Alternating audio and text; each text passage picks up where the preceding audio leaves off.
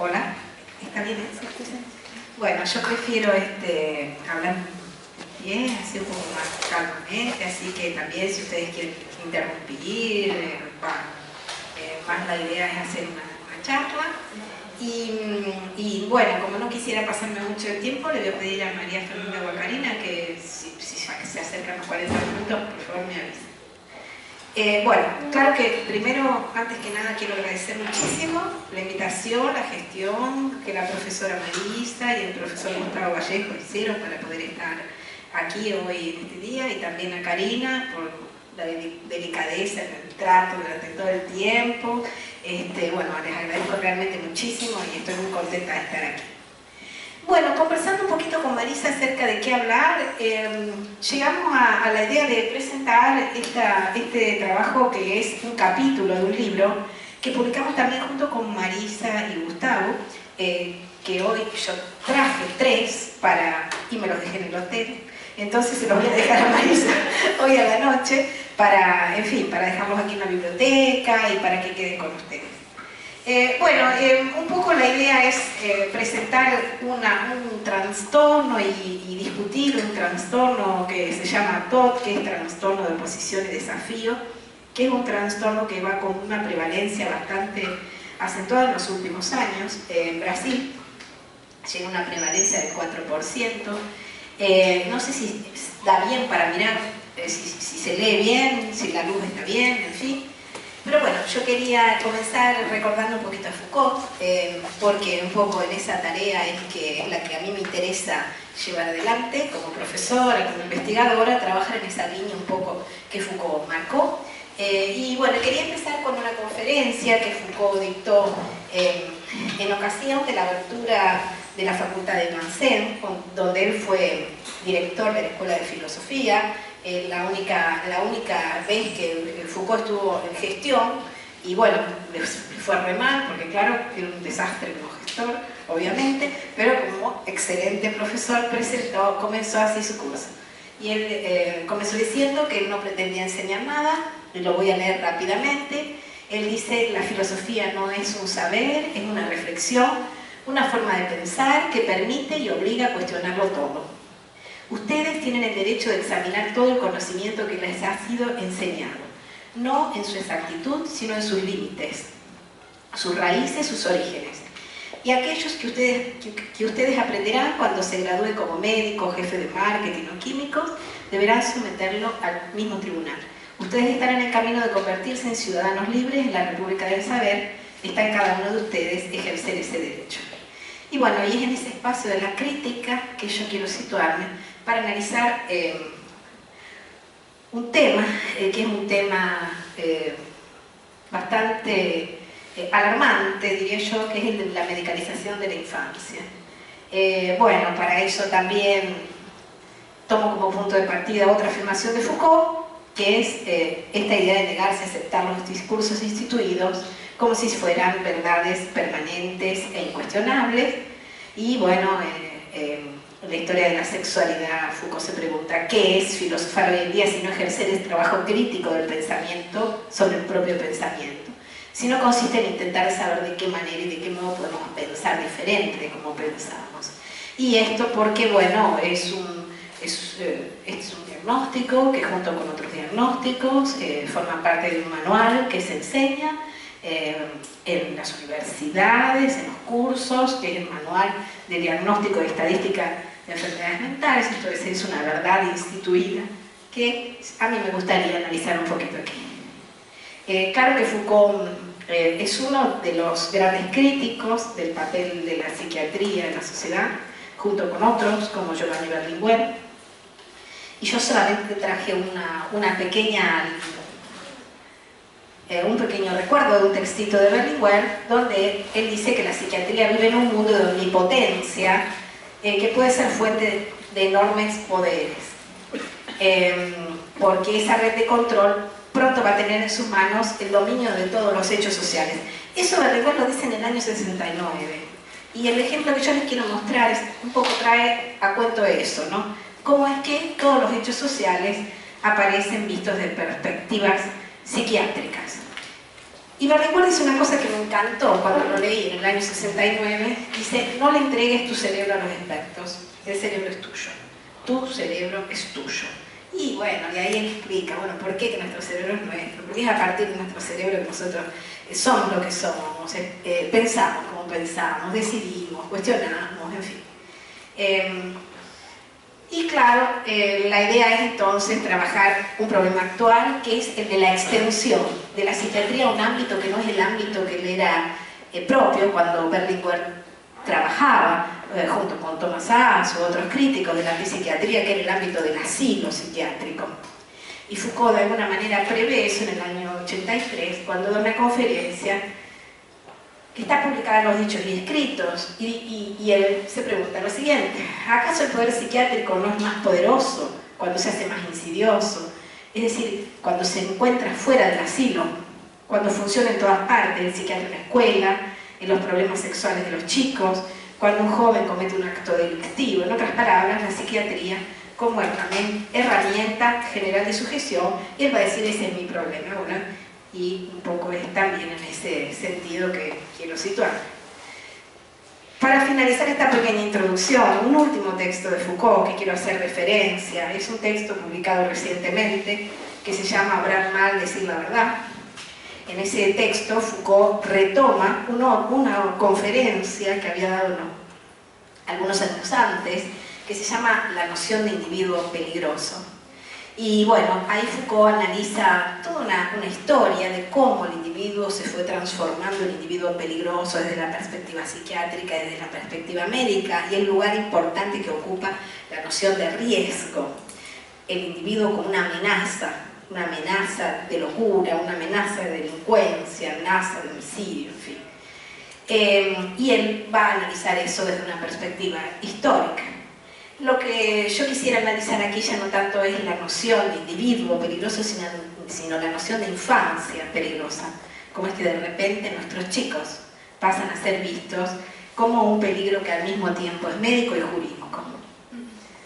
Y la idea del cartel, que después lo saqué del título porque no sabía si era muy pertinente, era mostrar uno de estos que Foucault va a llamar discursos ubuescos.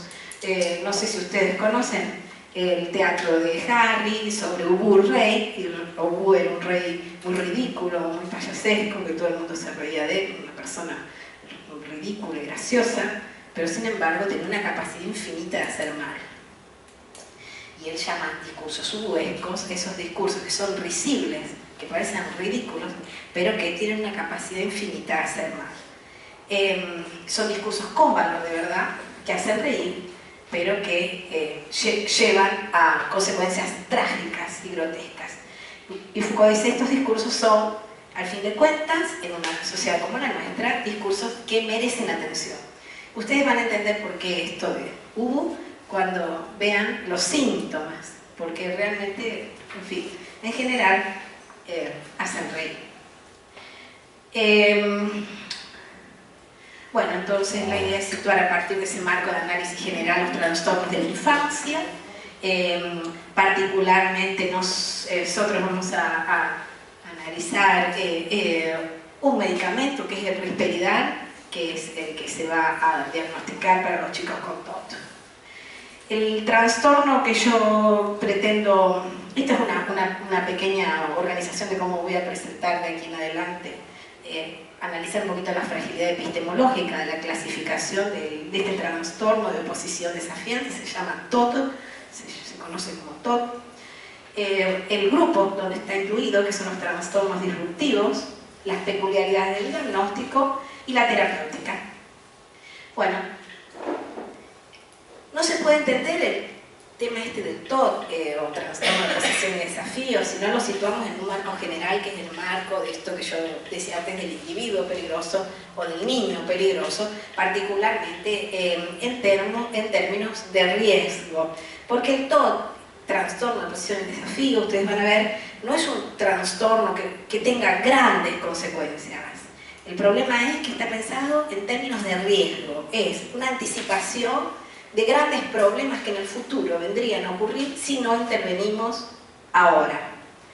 Es todo un discurso en el que está centrado la psiquiatría del desenvolvimiento para la infancia y la adolescencia, que es una corriente nueva de la psiquiatría, muy, muy poderosa, con muchísimo recurso, millonaria, yo diría. Se encuadra esta aparición de este diagnóstico dentro del crecimiento de los diagnósticos, manual de diagnóstico y estadística de trastornos mentales, yo no lo anoté ahí, es el manual que viene desde el año 1952 y el DSM-5, que es el que yo voy a analizar, fue publicado el 18 de mayo del 2013. Vemos cómo van aumentando los diagnósticos. La fragilidad epistemológica de estas enfermedades de la infancia fue destacada por varios autores, entre ellos Rudinesco, Whittaker, Peter Bregel, que mostraron no solamente que es un diagnóstico difícil de establecer, muy frágil, sino que también tiene consecuencias muy complicadas en función del tipo de psicofármaco que es prescrito. Uno de los críticos más agudos, a mi ver, de este proceso de medicalización de la infancia es Alan Francis. Alan Francis fue el director del grupo de tareas que organizó el DSM-4.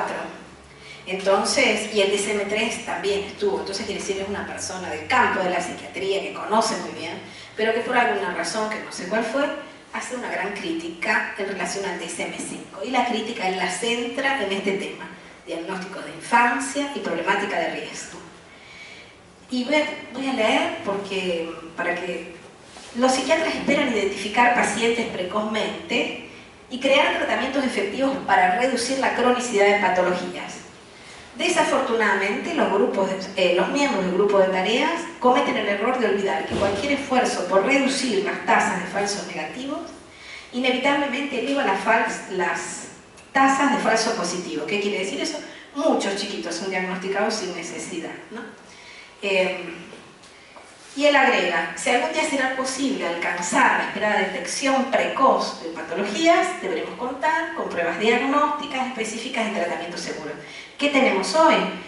La particularmente peligrosa combinación de diagnósticos inespecíficos e inadecuados y de tratamientos no probados y dañinos. Eso lo dice un psiquiatra súper famoso, de la corriente del DSM, en fin, que está mostrando la dificultad que existe en esos diagnósticos precoces.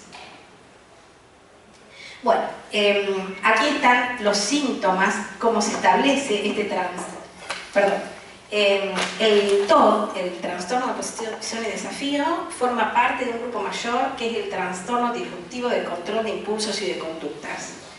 Entonces, en ese grupo está el trastorno de oposición, el trastorno explosivo intermitente, trastorno de conducta, de personalidad antisocial y piromanía, cleptomanía, además de siempre aparece un grupo no especificado. Bien, esos trastornos se dan en un proceso de gravedad creciente. La idea es, si ustedes actúan en el primero, no va a pasar a segundo, es decir, no se va a agravar ese proceso. Acá hay un cuadro que muestra cuál es la posible trayectoria de estas enfermedades. Entonces, nosotros tenemos la posible trayectoria del trastorno de oposición y desafío, el trastorno de conducta y el trastorno antisocial, que es el más grave de todos. Y si ustedes observan, los factores protectivos son identificación temprana y tratamiento efectivo. O sea, para que la trayectoria no conduzca al trastorno de conducta, hay que tratar al niño rápidamente. Esa es la idea de todo este... el temor mayor, lo que se está intentando anticipar aquí, es lo que se llama el trastorno de personalidad antisocial, que es un rótulo utilizado para designar, según dice el DSM, aquellos que fracasan en ajustarse o adaptarse a normas sociales relativas a comportamientos legales. Esto es sujetos que presentan comportamientos que pueden ser considerados agresivos, violentos o criminales. Como ustedes ven, nos situamos ahí en una interfase entre lo médico y lo jurídico, y lo que se intenta anticipar es el delito. En este caso, a partir de una intervención temprana, en chicos a partir de los 2 años de edad. Esta es la definición del trastorno de oposición y desafío. Tiene un código, que es el 313 en el DSM-5, y en el CID, que es la clasificación de enfermedades no psiquiátricas, sino de cualquier médico general, es la F91. 3.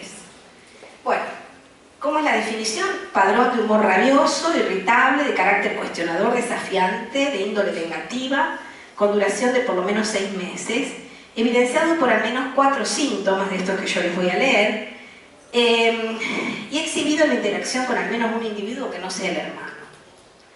Bueno, aquí están los síntomas. Los síntomas están divididos en 3 grandes grupos. El primero es humor rabioso e irritable, con frecuencia pierde la calma. Estamos hablando de chicos de 5, 4, 3 años o de adolescentes. Con frecuencia es sensible y se irrita fácilmente, con frecuencia es rabioso y resentido.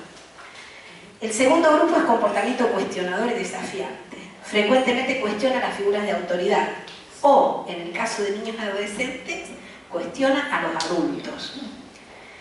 El 5 es que frecuentemente desafía o se niega a obedecer reglas o pedidos de figuras de autoridad. Quien tiene un hijo adolescente lo encuentra descrito aquí perfectamente. Frecuentemente irrita de manera deliberada a otras personas. Frecuentemente culpa a los otros por sus errores.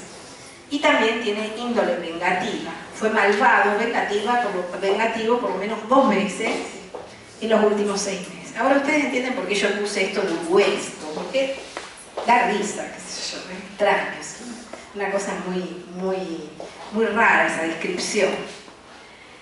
Pero además de esos síntomas que son tan ambiguos y tan frágiles, existe una nota explicativa, que es una nota explicativa bastante, a mí me parece, muy alarmante.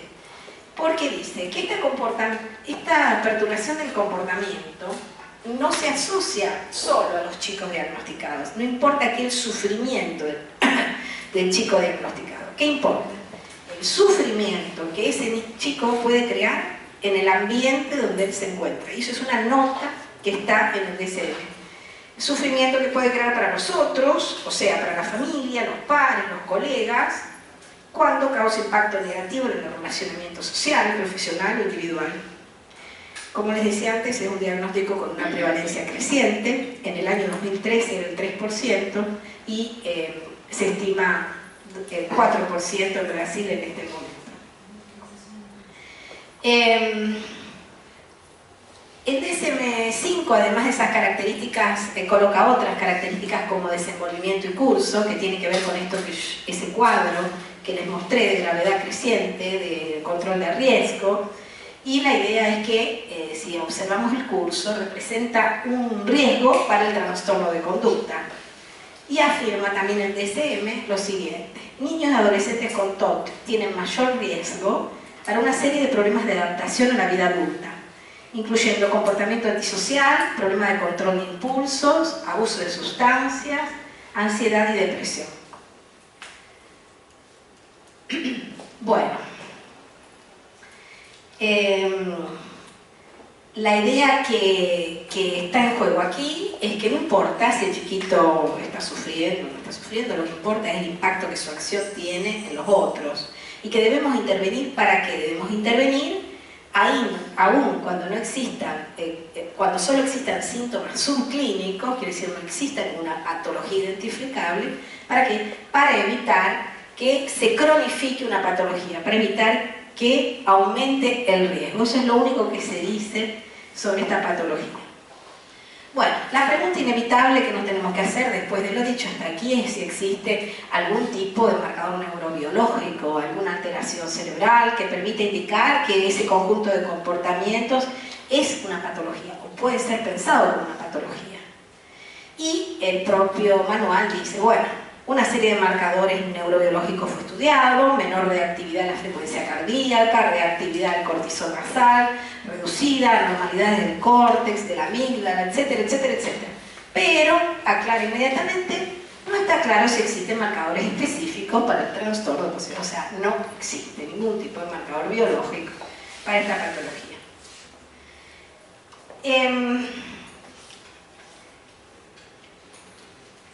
Los correlatos neurobiológicos estudiados fueron esos: hormonio y neurotransmisor no fueron concluyentes, electroencefalografía no fue concluyente, genético no fue concluyente, cognitivo tampoco, o sea, no hay ningún tipo de marcador.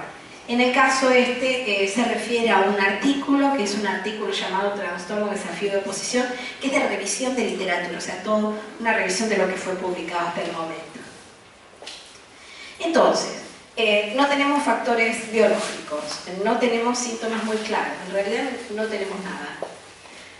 Pregunta: ¿será que vamos a escuchar a los chicos por qué ellos se comportan de ese modo? Quizás por ahí nos enteramos que esa es la única reacción simbólica que esos chicos tienen para dar respuesta a alguna situación, sea de angustia. No. El DSM excluye esa posibilidad. Y dice: generalmente los chicos con ese trastorno no se consideran ni rabiosos, ni opositores, ni desafiadores, y justifican sus comportamientos como respuesta a exigencias o circunstancias sin propósito. Y agrega: son pocas las contribuciones que el chico puede dar para definir un diagnóstico. O sea, no lo escuchemos porque nos va a engañar. Eso es lo que la psiquiatría tradicionalmente va a decir. Siempre. Bueno, ¿qué es lo que tenemos entonces? ¿Algún otro factor que nos ayuda? Lo que se llaman factores ambientales, factores de riesgo.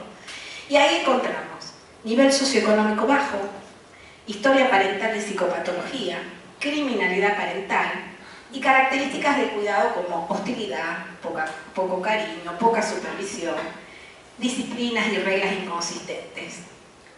En el mismo artículo, que es ese artículo del levantamiento de literatura, por ahí se me escapa algún portugués, creo que levantamiento no se dice. ¿O sí? ¿Se dice? Bueno, relevamiento sería. Relevamiento. Relevamiento. El mismo artículo se refiere a los factores ambientales y dice lo siguiente: en un estudio comparado, pacientes con TDAH y TOT encontraron que tener padres divorciados y madre con bajo nivel socioeconómico es muy común en el grupo comórbido. Otro estudio muestra que chicos con TOT se distinguen de los controles clínicos porque en sus padres hay mayor prevalencia de trastorno de personalidad antisocial y abuso de sustancias tóxicas. Imaginen, esto está dando algo así como una profecía que se va a autorrealizar. Chicos pobres, con criminalidad parental, que se comportan mal, son prácticamente ya establecidos de antemano que van a ser ellos que van a ser identificados. Bueno, delante de todas estas incógnitas, la pregunta es: ¿qué hacemos? Y bueno, ahí tenemos una terapéutica, que es una terapéutica de tipo farmacológica. Vimos que no es posible identificar ningún mecanismo neuroquímico ni genético, pero el TOT acaba, como se dijo, es una de los mayores precursores de psicopatología en la vida adulta. Es la única certeza que hay hasta ahora. El tratamiento entonces que se va a dar es de dos tipos, intervención, pero de dos tipos que están juntos, no separados. Intervención comportamental, terapia cognitivo-comportamental, y tratamiento farmacológico con antipsicóticos atípicos, particularmente la risperidona, que es la que más se usa. Para comorbilidad con ansiedad y depresión se agrega a la risperidona un inhibidor selectivo de recaptación de serotonina como el Prozac. Para comorbilidad con déficit de atención se agrega a la risperidona la ritalina, que es el cóctel que más se usa en los chicos en Brasil en este momento. Esta es la risperidona, la risperidar, y ya se sabe hoy qué es lo que hace el risperidar. Es un antipsicótico con efectos adversos terribles: apatía, reducción de iniciativa, y esto se da a los chicos a partir de los 4 o 5 años de edad. Sedación, otros efectos, disturbios del sistema motor, temblores, movimientos involuntarios, rigidez de miembros, pérdida de expresividad facial. Y para concluir, creo que estoy dentro del tiempo, ese mismo artículo que yo acabé de referenciar, que se llama Trastorno de Oposición y Desafío, que es el relevamiento de material escrito sobre el déficit, da el siguiente enfoque terapéutico. Dice: debe variar de acuerdo a la presencia de comorbidades. Estimulantes y clonidina parecen ser efectivos en síntomas de TOT comórbido con déficit de atención. metilfenidato es capaz de inducir la remisión del TOC en gran proporción de pacientes. Ácido valproico, alperidol, no sé si ustedes conocen estos medicamentos, son fuertísimos, alperidol es terrible, risperidol y litio, que son más efectivos cuando hay inestabilidad de humor observable. Bueno, ese mismo trabajo, chiquitito en un costadito, tiene los conflictos de interés. Dice, el autor, los autores, tienen los siguientes conflictos de interés. Ellos participan del consejo consultivo, son portavoces de o recibieron financiamiento de Pfizer, Janssen Sila, Eli Lilly, Novartis, GlaxoSmithKline. O sea, todos los fabricantes de risperidona y todos los medicamentos que mencioné anteriormente. Bueno, tenemos ahí un ejemplo de cómo la industria farmacéutica opera en el incremento de tasas de trastornos mentales en la población en general y en la infancia en particular. Y en este caso observamos la transformación de comportamientos comunes de la infancia en patologías. Esos comportamientos son perder la calma, sentimientos de rabia, sentirse fuera de lugar, resistir los mandatos de las autoridades, de los adultos, etc. En el complejo tejido de psiquiatrización de la infancia, la farmacologización o la industria farmacéutica es solo una parte, porque antes de eso fue preciso que una categoría, que es la categoría del TOC, sea una categoría aceptada, el manual de diagnósticos y estadísticas sea aceptado y alcance y se le reconozca un estatuto científico, a pesar de que él tiene una fragilidad epistemológica inmensa, como intenté mostrar ahora. Vimos que no existe validación de esta patología ni por marcadores, ni por referencia a sufrimientos de los niños, ni nada de eso, sino solamente y exclusivamente por un dispositivo de riesgo que nos habla de que ese chico va a ser peligroso mañana. Entonces, quería terminar leyendo aquí un pequeño texto de Berlinguer, pero que en realidad es de Basaglia, cita a Basaglia. Y dice, así se transfiere, podemos decirlo en relación al TOC, el fenómeno del sufrimiento solo a quien lo expresa, al chico, ocultando el vínculo estrecho con la situación responsable por su aparición y privando ese hecho de su significación esencial. Por alguna razón ese chico hace lo que hace. Una vez realizado este desplazamiento, una vez realizada la ruptura entre el sufrimiento individual y la realidad social, las condiciones de vida, psicológicas y de relación de ese chico, será simple afirmar que la enfermedad es un puro fenómeno natural, aislado del mundo, y organizar en torno a este organismo aislado la cura y la terapéutica. Y cura y terapéutica, dice Basaglia, en el año 1969, se hacen más importantes cuanto mayor es la desvinculación con la historia del sujeto. El ocultamiento de aquello que en la organización de la vida produce sufrimiento y enfermedad establece una fractura entre el individuo y su historia. Entonces va a ser siempre en el cuerpo donde está el problema, en el cerebro, para ser más claros. Nunca en las condiciones de vida ni en la historia del sujeto. Perdón, pensé que había puesto una frase de Berlinguer sobre recordarla solo. Cuidado con que los expertos metan mano en el cerebro. Bueno, ¿qué queda aquí? Esta idea de intentar despatologizar la infancia como modelo hegemónico de diagnóstico, como tantos autores ya están proponiendo, mostrando que este manual reduce los sufrimientos a una lista de síntomas poco claros y a una terapéutica de altísimo riesgo. Crear estrategias que sean otras, escuchando a los chicos, escuchando cuál es ese sufrimiento, intentando entender las narrativas de esos chicos por medio de juegos o por lo que sea, para ver si podemos de alguna manera ayudarlos a reconstruir su subjetividad. Bueno, era eso, muchísimas gracias.